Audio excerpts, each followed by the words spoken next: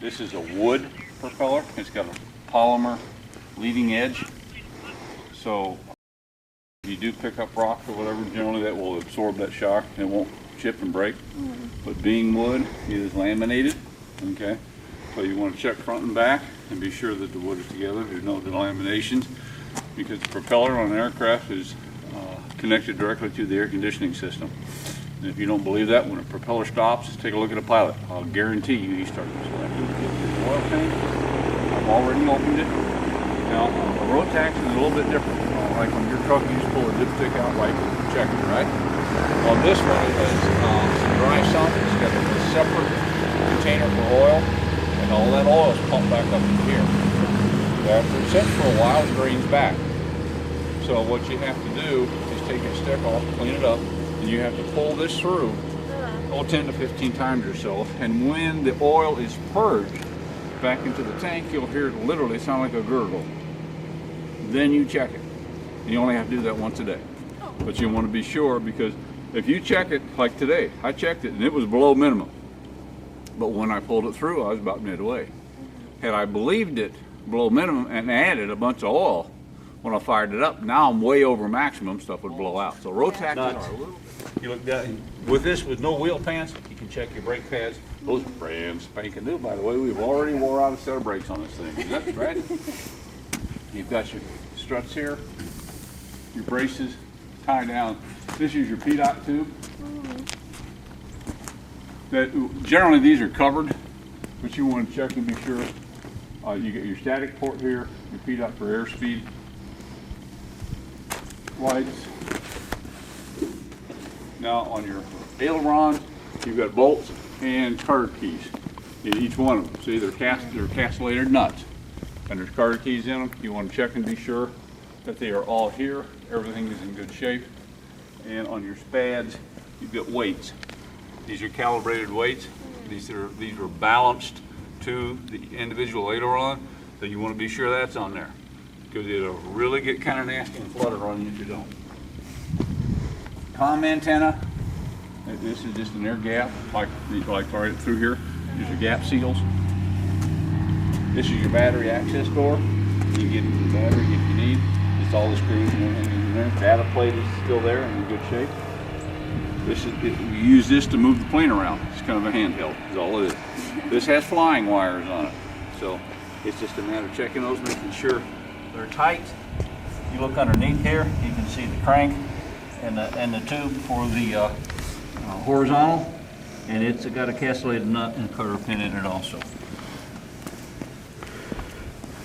You'll notice down here, this has got a tail wheel. So you've got springs here and here. They're attached to here. This is tied in with the rudder pedals. This helps you steer. So you want to be darn sure they're all there, or you'd have to use your brakes and it'd get really wormy on you. You wouldn't like it, probably. Not many people do. Okay, yeah, this one also has a weight you have to be concerned about. Concerned to the point you want to be sure that it's there. You know, no problem.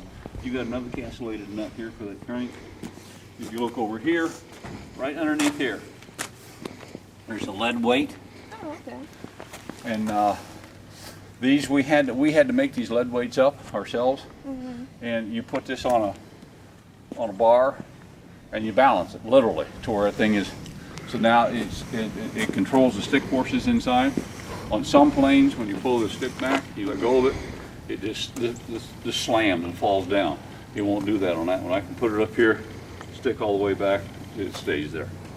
Balance controls, very nice. You got the same thing on here, but you got the right side instead of the left side. Okay, you got your bolts, pins. You've got your connection here for your flaps, ailerons, gap seals, bolts, pins, carter keys, all the good stuff. All right, and you got to wait on this one too. One thing we did check, but this is your flaps. This one has mechanical flaps on it, where Don's have got electric. And you drop your flaps down, take a look, make sure there's no obvious problem, that it works, everything locks into place.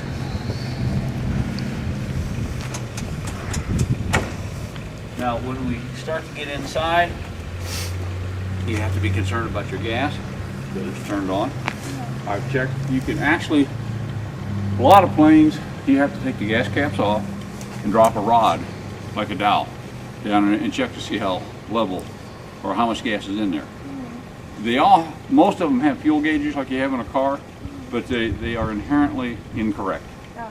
So you always stick them. But this one, if you look in here, you'll see a tube coming up here. Oh, hey, that's nice. That's the gas level on that tank. So you know how much fuel is in that tank. You don't have to take the gas cap off and check it. Oh, there you go. Okay, it just makes it a little bit nicer. Now let's move this battery charger back into the back here. Don't tear the plane up. Get that one underneath. Back in here. There you go.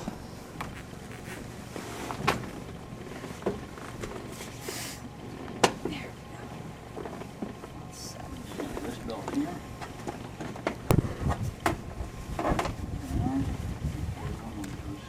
You get that, or you need... Yeah, you just lift up on, no, this right here. Right there? Oh, okay. And that releases it. Do the same thing down there. You gotta release, there you go. You might need a little bit.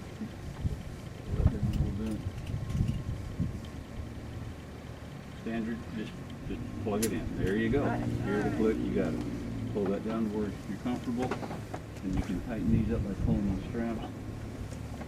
Now this is the one you want to be concerned about. Start being nice and, you don't need to choke yourself by any means, but you don't want to be bouncing around either.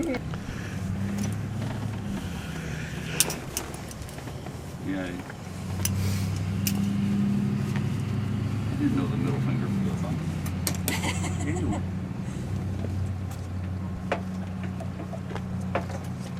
Same thing here. You can, if you, depending on which side, you know, however you want to put it on, that goes back and forth. So you can have it on either side of your head as far as it's concerned. Alrighty.